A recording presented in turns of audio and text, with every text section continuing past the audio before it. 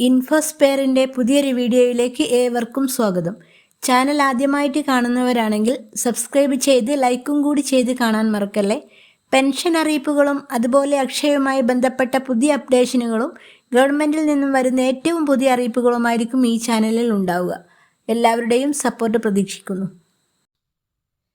പെൻഷൻകാർക്കും സർക്കാർ ജീവനക്കാർക്കും അവരുടെ ആശ്രിതർക്കുമായി ഏർപ്പെടുത്തിയിട്ടുള്ള മെഡിസെപ്പ് മെഡിക്കൽ ഇൻഷുറൻസ് പദ്ധതിയുടെ രണ്ടാം ഘട്ടം ഫെബ്രുവരി 1 മുതൽ നടപ്പിൽ വരുമെന്ന് ധനകാര്യമന്ത്രി കെ.എൻ. ബാലഗോപാൽ അറിയിച്ചു. പുതിയ പദ്ധതി നിലവിലുള്ള അംഗങ്ങൾക്കും അവരുടെ ആശ്രിതർക്കുമെല്ലാം ബാധകമായിരിക്കും. പുതുക്കിയ പദ്ധതിയിൽ വാർഷികം 5 ലക്ഷം രൂപയുടെ സൗജന്യ ചികിത്സ ഉറപ്പാക്കുന്നതാണ് പ്രധാന ലക്ഷ്യം.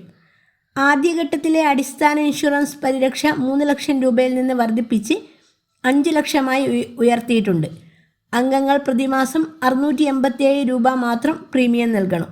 അതായത് പ്രതിവർഷം 8244 രൂപ മാത്രമാണ് സംഭാവന. പദ്ധതിയുടെ നടപ്പാക്കൽ ഓറിയൻ്റൽ ഇൻഷുറൻസ് കമ്പനിക്ക് നൽകിയിട്ടുണ്ട്.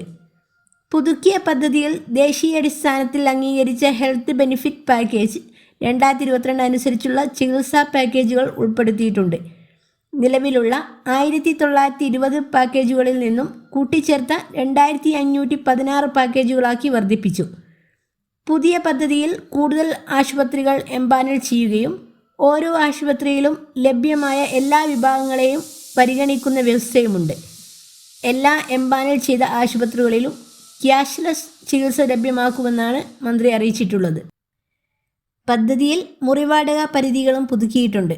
സാധാരണ മുറികളുടെ ദിവസവാടക 5000 രൂപ വരെ നിശ്ചയിച്ചിരിക്കുകയാണ്. സർക്കാർ പേവാർഡ് മുറികളുടെ ദിവസവാടക 2000 രൂപയും.